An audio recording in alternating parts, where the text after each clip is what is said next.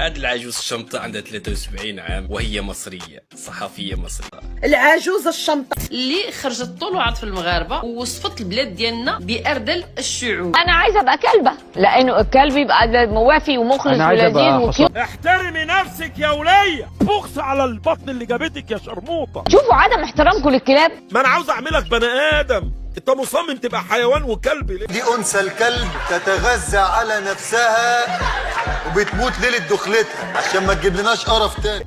الشريفه المغرب بزاف عليك. مرتضى منصور قال أنك مثيرة الجنس ومتزوجة من هالة سرحان وتم ذلك في باريس. انا عايزه ابقى كلبه.